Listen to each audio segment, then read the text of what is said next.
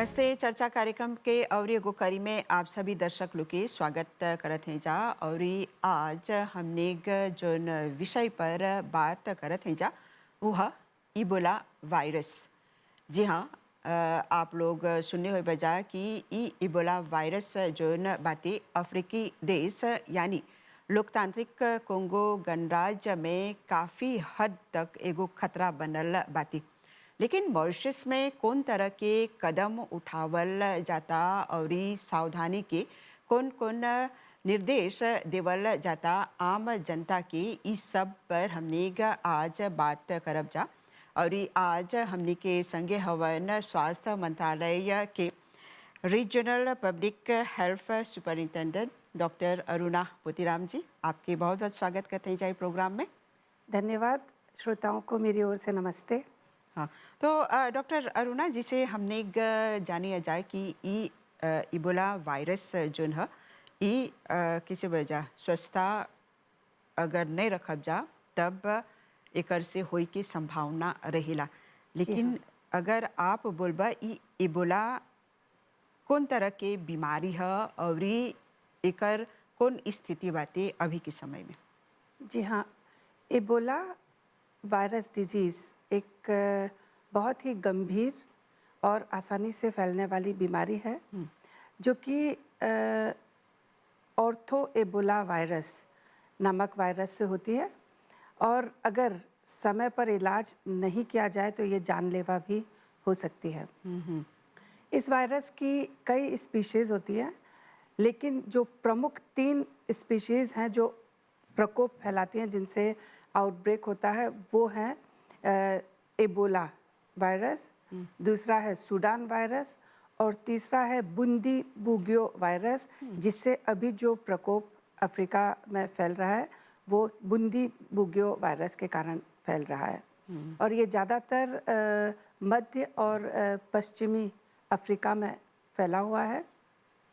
ये वायरस कोई नई वायरस नहीं है। सबसे पहले इसकी जानकारी 1976 में 1976 में मिली थी, जब इसका पहला प्रकोप 2 देशों में एक साथ हुआ था। पहला हुआ था सूडान में और दूसरा हुआ था डेमोक्रेटिक रिपब्लिक ऑफ कोंगो में। और वो हुआ था एबोला नदी के किनारे एक गांव जो स्थित है वहीं पर हुआ था, तो उसी से इसका नाम एबोला वायरस हुआ है।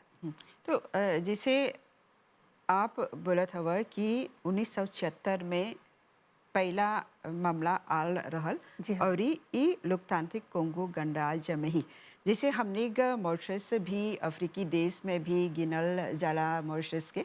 तो मॉरिशस में कौन तरह के खतरा उत्पन्न हो सकी? देखिए, मॉरिशस एक देश है जहाँ पर विदेशी नागरिक आते जाते रहते हैं और मॉरिशस से भी कई लोग बाहर काम करने जाते हैं, तो इस कारण से खतरा बना हुआ है। अभी देखा जाए तो वर्तमान जो स्थिति है, मॉरिशस में एबोला का कोई भी केस दर्ज नहीं हुआ है। हालांकि जो डेमोक्रेटिक रिपब्लिक ऑफ कोंगो और युगांडा में 1700 से ज़्यादा मामले दर्ज हुए हैं और लगभग 580 लोगों की मृत्यु भी हो चुकी है। ज़्यादातर केसेस जो हैं वो डेमोक्रेटिक रिपब्लिक ऑफ कोंगो में हुए हैं। युगांडा में लगभग 20 केसेस हुए हैं, उनमें से 2 लोगों की मृत्यु हुई है। और आपने शायद देखा होगा कि फ्रांस का भी एक नागरिक प्रभावित हुआ था। वो एक डॉक्टर था जो कि डेमोक्रेटिक रिपब्लिक ऑफ कोंगो में काम करने गया हुआ था। लेकिन सरकार द्वारा उठाए गए कदमों से मॉरिशस में हालांकि सावधानी बरतने की ज़रूरत है, लेकिन अभी स्थिति चिंताजनक नहीं है और हमारे देश में भी इसका कोई मामला नहीं। तो जिसे मॉरिशस के बहुत से लोग अफ्रीकी देश के दौरा करेलन जा, तो अगर इस सब देश से या फिर जहाँ पर ये वायरस बाते अगर हौजा से कोई मॉरिशस लौटता तो निगरानी के तौर पर हैजा काफ़ी सावधानी बरतल जाता, कौन सी करल जाता, कौन कौन तरह के कदम के व्यवस्था हो? जी हाँ, ये जो आउटब्रेक 15 मई को ऑफिशियली डिक्लेयर हुआ था आउटब्रेक, और 17 मई को वर्ल्ड हेल्थ ऑर्गेनाइजेशन ने इसे public health emergency of international concern declare किया था। तो उसके बाद 5 जून को मॉरिशस सरकार द्वारा कई ठोस कदम उठाए गए जो पब्लिक हेल्थ और सैनिटरी मेजर्स के रूप में। उनमें शामिल है कि जो भी यात्री प्रभावित देशों से या किसी भी देश से आ रहे हैं तो उन्हें बोर्ड करने से पहले, चाहे वो विमान के रास्ते से आ रहे हो चाहे जहाज में आ रहे हो, तो बोर्डिंग से पहले उन्हें all in one health declaration form भरना अनिवार्य है। ये मैंडेटरी कर दिया गया है। हाँ। दूसरा, जो विदेशी नागरिक इन 3 देशों में जहाँ पर ये आउटब्रेक फैला हुआ है, जैसे कि मैंने बताया democratic Republic of Congo, south Sudan और युगांडा, इनसे जो विदेशी नागरिक आ रहे हैं उन पर अस्थायी प्रतिबंध यानी कि टेम्पररी रेस्ट्रिक्शन लगाया गया है। तो उन्हें यहाँ पर अभी नहीं आने दिया जा रहा है, जो कि 21 दिन तक इन 3 देशों में या तो रहे हों या वहाँ से ट्रांजिट होकर आ रहे हों, तो उन्हें नहीं आने दिया जा रहा है। और जो मॉरिशन के जो नागरिक हैं और वो विदेशी नागरिक जिनके पास रेजिडेंशियल परमिट हो या बिजनेस परमिट हो, स्टूडेंट वीज़ा हो, बिजनेस वीज़ा हो, जिन्हें यहाँ पर आना ज़रूरी हो, तो उन्हें 21 दिन तक क्वारंटाइन में रखा जा रहा है। और रियाम्बेल का जो साज रिक्रिएशनल सेंटर है उसे क्वारंटाइन सेंटर के रूप में निर्धारित किया जा रहा है। वहाँ पर स्वास्थ्य मंत्रालय की ओर से टीम उपस्थित है और जो भी लोग पिछले 21 दिनों से इन देशों में रहकर या वहाँ से गुजर कर आ रहे हैं तो उन्हें मॉरिशन नागरिक और जैसे मैंने बताया जिनके पास परमिट्स है रहने के, तो उनको क्वारंटाइन में रखा जा रहा है। अगर वहाँ पर उनको देखा जाता है, रोज़ निगरानी की जाती है, अगर कोई भी लक्षण दिखाई देते हैं कि एबोला के संभावना है तो उन्हें तुरंत जांच के लिए सुलियाक के अस्पताल में भेजा जाता है। तो डॉक्टर अरुणा, हमने के ये बोलिया कि जैसे ये सब व्यवस्था करल जाता 21 दिन ले कि गो अगर संकेत मिलता या शक होता जी हाँ। कि क्वारंटाइन में रखल जाता और ये सब व्यवस्था बातें सुयाक अस्पताल में भी। जी हाँ। तो हमने ये जाने के इच्छुक हैं जा कि जब हमने इबोला वायरस के बारे में बात करते हैं जा, एकर लक्षण कौन से, कैसे वो आदमी पहचानी कि ओकरा इबोला बा? देखिए, मैं एबोला एक वायरस से होने वाली बीमारी है। तो इसके जो शुरुआती लक्षण होते हैं वो तो किसी भी सामान्य फ्लू या सामान्य वायरल डिजीज़ के जैसे होते हैं, जैसे कि अचानक व्यक्ति को बुखार आ सकता है, सिर दर्द हो सकता है, शरीर में दर्द हो सकता है, गले में खराश हो सकती है, कमज़ोरी हो सकती है, थकान महसूस हो सकती है। तो ये लक्षण किसी भी अन्य वायरल इन्फेक्शन से मिलते जुलते होते हैं। लेकिन अगर सही समय पर इलाज न किया जाए, उसका डायग्नोसिस नहीं किया जाए, तो ये बीमारी गंभीर रूप धारण कर सकती है। तो गंभीर रूप धारण करने पर इसमें बार बार उल्टी होती है, उसमें दस्त होते हैं व्यक्ति को, शरीर में खराश जैसे रैशेस होने लगते हैं और व्यक्ति डिहाइड्रेटेड हो जाता है। और इसमें बार बार शरीर से खून बहता है, शरीर की कई जगहों से, जैसे नाक में से खून बह सकता है, मसूड़ों में से खून, उल्टी और दस्त में खून आ सकता है और महिलाओं को योनि से खून आ सकता है और किसी भी अन्य जगह से व्यक्ति को ब्लीडिंग हो सकती है। और इससे व्यक्ति की स्थिति काफ़ी बिगड़ सकती है और लिवर और जो किडनी है, अन्य जो अंग हैं शरीर के, वो ठीक तरीके से काम नहीं कर पाते हैं। तो इससे व्यक्ति की हालत बहुत बिगड़ सकती है और इसका प्रभाव दिमाग पर भी पड़ सकता है, जिससे व्यक्ति को कन्फ्यूजन हो सकता है, एग्रेसिव बिहेवियर, चिड़चिड़ापन, और इन सभी के कारण व्यक्ति की मृत्यु भी हो सकती है अगर सही समय पर इलाज न हो। यानी ये लक्षण जो बातें काफ़ी खतरनाक बातें। जी हाँ, जो एडवांस स्टेज के लक्षण हैं वो बहुत खतरनाक हैं, लेकिन अगर जैसे मैंने आपको बताया कि सही समय पर अगर व्यक्ति को अस्पताल में भर्ती करके उसे आइसोलेट करके उचित इलाज दिया जाए तो उसकी बचने की संभावना अधिक होती है, नहीं तो इसकी मृत्यु दर बहुत अधिक है। जैसे कि मैंने आपको बताया इसकी 3 स्पीशीज़ हैं। तो पहली जो स्पीशीज़ थी वो एबोला वायरस, उसकी तो मृत्यु दर लगभग 90% है, यानी कि हर 2 में से 1 व्यक्ति की मृत्यु हो सकती है। तो लगभग 2014 से जो 2016 में डेमोक्रेटिक रिपब्लिक ऑफ कोंगो में ही इस वायरस द्वारा आउटब्रेक हुआ था। लगभग 28,400 लोगों को प्रभावित किया था। उसमें से लगभग 11,000 लोगों की मृत्यु हो गई थी। तो एबोला वायरस की मृत्यु दर बहुत ज़्यादा है, 90% के लगभग। लेकिन भगवान की कृपा से जो अभी प्रकोप फैल रहा है, इसकी मृत्यु दर लगभग 26% देखी यानी गई कम है। कम और जो सूडान वायरस है, उसकी मृत्यु दर 50% है। तो अगर समय पर इलाज किया जाए तो व्यक्ति के बचने की संभावना रहती है। हाँ, तो ये contagious है? जी हाँ, ये एक बहुत ही आसानी से फैलने वाली बीमारी है। और मैं आपको बताना चाहूँगी कि ये वायरस जो है, ये एक ज़ूनोटिक वायरस है। ज़ूनोटिक वायरस हम कहेंगे कि जो जानवरों से इंसानों में आ सकती है। तो वैज्ञानिकों का मानना ये है कि ये फल खाने वाले जो चमगादड़ हैं, बैट्स, फ्रूट बैट्स, ये इस बीमारी के नेचुरल रिजर्वायर हैं। तो ये बीमारी पहले फ्रूट बैट्स में, चमगादड़ों में पाई जाती थी। इसके अलावा जो अन्य जानवर हैं जिनसे ये बीमारी फैल सकती है, वो है बंदर, गोरिल्ला, चिंपांजी, जंगली हिरण, पोर्क्यूपिन, इनमें भी ये बीमारी, ये वायरस पाई जा सकती है। और इनके अगर बॉडी सिक्रीशन, जैसे इनके खून, इनके जो अन्य बॉडी के सिक्रीशंस हैं या इनके अंगों से व्यक्ति का संपर्क हो, तो जानवरों से इंसानों में ये बीमारी फैल सकती है। तो हैजा पर जैसे आप ये बोला कि जैसे ये चमगादड़ या फिर ये सब जो पशु के नाम लेला, जी हाँ। अगर ये सब जो फल ये लोग खालंग सा, एकर से संभावना बाते ये बीमारी के फैले के, अगर एगो व्यक्ति ये फल जो एगो जानवर खा ले बाते ओकर इस्तेमाल नहीं चाहेला करे के।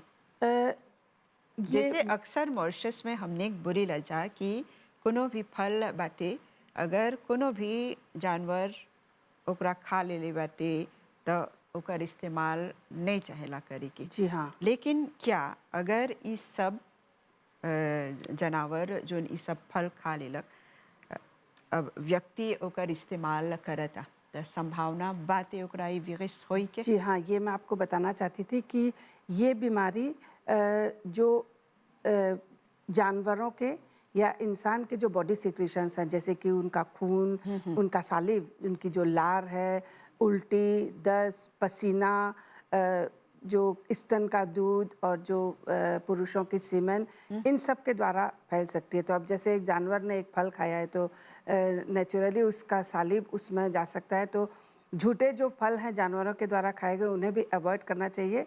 और सीधे संपर्क में आने से ये बीमारी ज़्यादा फैलती है। जैसे कि मैंने बताया, पहला है जानवरों से इंसानों में, दूसरा है इंसानों से इंसानों में भी फैल सकती है। जैसे अगर कोई व्यक्ति बीमार हो और कोई दूसरा व्यक्ति उससे सीधे संपर्क में, उसके जो बॉडी सिक्रीशंस हैं उसके सीधे संपर्क में आए तो भी ये बीमारी फैल सकती है। तीसरा है अगर कोई बीमार व्यक्ति कुछ चीज़ों को इस्तेमाल कर रहा है, जैसे उसकी तौलिया, उसके बिस्तर और उस पर इस्तेमाल करे, जैसे इंजेक्शंस और जो मेडिकल इक्विपमेंट्स हैं, तो अगर उनको सुरक्षित रूप से हैंडल नहीं किया जाए तो उसके द्वारा भी, या कोई भी जैसे सरफेस है उस पर उसके बॉडी सिक्रीशंस है, फिर किसी दूसरे ने छुआ, तो इस तरीके से भी ये बीमारी फैल सकती है। और चौथा है मृतक शरीरों द्वारा भी ये बीमारी, जो अगर एक व्यक्ति इस बीमारी से उसकी मृत्यु हो जाती है, या अगर एक जानवर की भी मृत्यु इस बीमारी से हो जाती है, तो उसको भी अगर सुरक्षित तरीके से हैंडल नहीं हो तो उसके द्वारा भी ये बीमारी व्यक्तियों में फैल सकती है। इसीलिए बहुत ज़रूरी है कि जब आप एक बीमार व्यक्ति को उसकी निगरानी कर रहे हैं, उसका देखभाल कर रहे हैं, तो सुरक्षा के पूरे जो आपके पर्सनल प्रोटेक्टिव इक्विपमेंट्स हैं उनको इस्तेमाल करना ज़रूरी है। और आपकी हैंड हाइजीन बरकरार रखनी चाहिए। इवन जो जिनकी मृत्यु हो गई है उनके शवों को भी हैंडल करते समय आपको बहुत सावधानी बरतने की ज़रूरत है। और ये जो वायरस है, ये अगर आपके शरीर पर घाव हो या आँख, नाक और मुंह के ज़रिए आपके शरीर में प्रवेश कर सकती है। और ये जिसे देखा था जहाँ हमने अंतर्राष्ट्रीय स्तर पर कि ये वायरस के इलाज के तौर पर अभी कोनो किसी कोनो टीका के व्यवस्था नहीं बाती, ये बात सही है? इस बीमारी का इलाज ज़्यादातर सपोर्टिव है। सपोर्टिव इलाज हम कहना चाहेंगे, जैसे कि मैंने आपको पहले बताया कि इस बीमारी में व्यक्ति को बहुत ज़्यादा उल्टी दस्त होते हैं, वो उसको ब्लीडिंग होती है, तो इससे व्यक्ति को डिहाइड्रेशन हो जाता है और शरीर बहुत कमज़ोर हो जाता है। तो बहुत ज़रूरी है कि सबसे पहले व्यक्ति को अस्पताल में भर्ती किया जाए और उसके जो शरीर से पानी निकल चुका है उसको हम रिप्लेस करें। पानी और जो इलेक्ट्रोलाइट्स जो वो निकल चुके हैं, तो या तो अगर वो पीने के काबिल है तो उसे मुंह से दे सकते हैं, नहीं तो उसको लावेन से, जैसे इंट्रावीनस फ्लूइड्स दी जाती हैं, उसको पौष्टिक आहार दिया जाता है। अगर वो खा सकता है अच्छी तरह, नहीं तो अन्य तरीके से उसको पौष्टिक आहार देने की ज़रूरत होती है। और उसको क्लोज मॉनिटरिंग की जाती है उसकी, जैसे कि उसके जो वाइटल्स हैं, उसके ब्लड प्रेशर, उसके पल्स, तापमान, लिवर और किडनी फंक्शन है, जैसे मैंने कहा था ये प्रभावित हो सकते हैं, तो उसको क्लोज मॉनिटरिंग में रखा जाता है, ताकि अगर कोई भी बीमारी गंभीर रूप धारण कर रही हो तो तुरंत उसका इलाज किया जाए। तो ये बहुत ज़रूरी है। लेकिन दो दवाइयाँ हैं वो इसके स्पेसिफिक इलाज के लिए WHO द्वारा अप्रूव की गई हैं, लेकिन अनफॉर्चुनेटली वो दवाइयाँ इस आउटब्रेक जो बूंदी बुगियो वायरस आउटब्रेक के लिए है, उसमें वो दवाइयाँ कारगर नहीं हैं। वो दवाइयाँ एबोला वायरस में कारगर थी। 2 दवाइयाँ हैं, लेकिन हमारा जो अभी आउटब्रेक चल रहा है अफ्रीका में बूंदी बुगियो वायरस का, उसके खिलाफ न तो कोई टीका है, न कोई दवाई स्पेसिफिक है।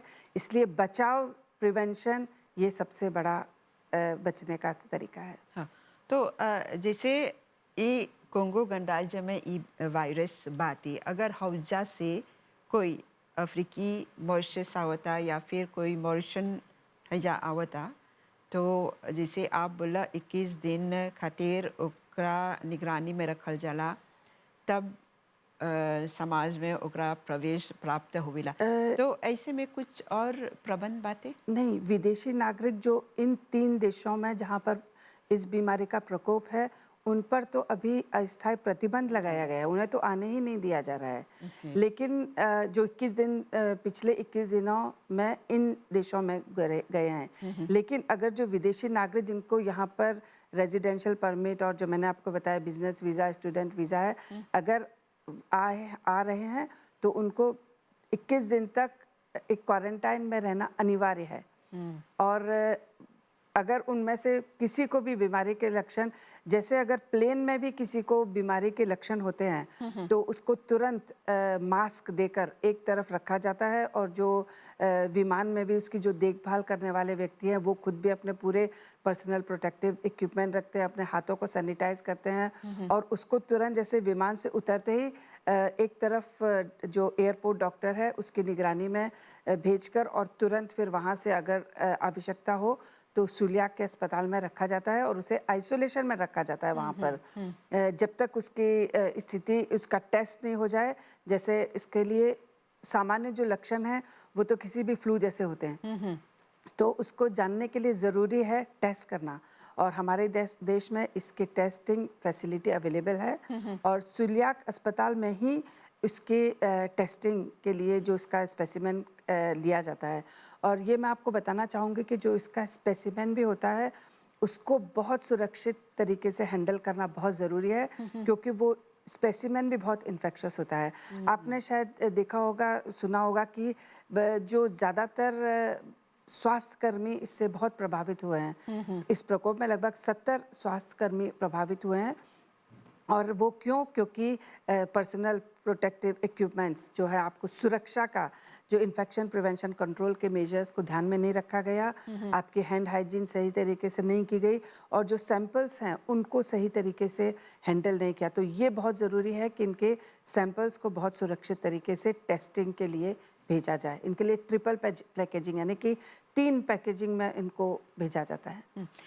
यानी सरकार द्वारा और स्वास्थ्य मंत्रालय द्वारा इतना व्यवस्था करल जाता, जी हाँ। सावधानी चाहेला बरते के। और ये जिसे हमने देख रहे हैं जा कि कोविड-19 से काफ़ी ये दिशा में हमने जाते हैं जा कि चाहेला हाइजीन पर ध्यान दे के, स्वच्छता पर ध्यान दे के। ई भी एगो कारण बन जाला कोनो भी वायरस के सामना करी खातिर। जी हाँ, इस वायरस के बारे में अच्छी बात यह है कि ये एयरबॉर्न नहीं है। जैसे कोविड जो थी वो एयरबॉर्न थी।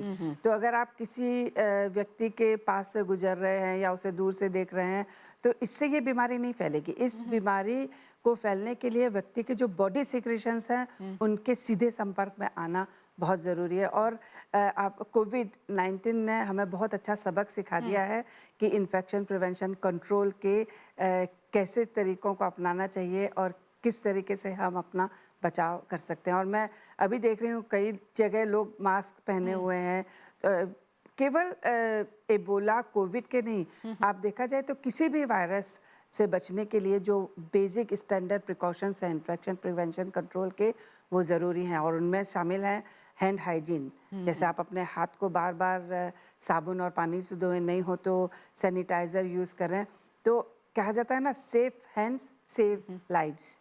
तो अगर हाथों को साफ रखेंगे तो बीमारियां तो आती जाती रहेंगी। आज एक है कल दूसरी आएगी। तो अगर आप अपनी सावधानी बरतें तो आप किसी भी बीमारी से बच सकते हैं। मास्क लगाएं, अभी ठंड का मौसम चल रहा है, फ्लू काफ़ी लोगों को फैल रहा है, उससे बचने के लिए आप मास्क लगाएं।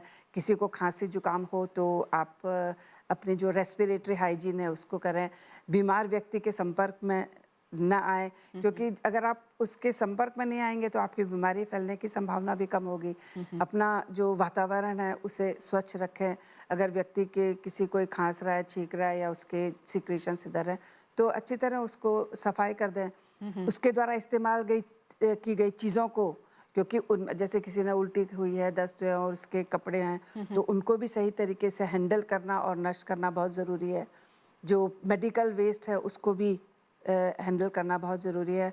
और इबोला के, जैसे मैंने आपको बताया, मृतक शरीर से भी वायरस फैल सकती है। तो इसके लिए अंतिम संस्कार के लिए भी विशेष प्रबंध किए गए हैं। हर क्रिमेशन ग्राउंड में इसको नहीं, तो इसका जो हमारा जो प्रिपेयरनेस प्लान है उसमें बताया गया है कि किस जगह पर इनके अगर होता है तो किस जगह पर इनके मृतक शरीरों को ले जाया जाएगा और फिर उसको कोविड ही की तरह ज़्यादातर परिवार के सदस्यों को मिलने से दूर रहने की सलाह दी जाएगी, मिलने नहीं दिया जाएगा। तो ये सब रेस्ट्रिक्शंस ज़रूरी हैं और इसके लिए हमें समुदाय का, जो जनता का सहयोग बहुत ज़रूरी है, क्योंकि अगर वो लोग बचाव करेंगे तो हम बीमारी को फैलने से बचा सकेंगे। हाँ, जैसे ये सब सावधानी हमने के जनता बरतता जब से कोविड शुरू होल बाते जी तब हाँ। से सचेत बात है हमने के जनता। और ई तरह के जैसे व्यवस्था करल जाता, सावधानी बरतल जाता मंत्रालय द्वारा भी, तो आप के कौन संदेश बाती क्या हमने ई बीमारी से, ई वायरस से दूर रहब जा? और ई एगो छोटा सा संदेश अगर सकबा दे हमने के जनता के। मैं जनता को कहना चाहूँगी कि घबराएं नहीं, सतर्क रहें, सावधानी बरतें।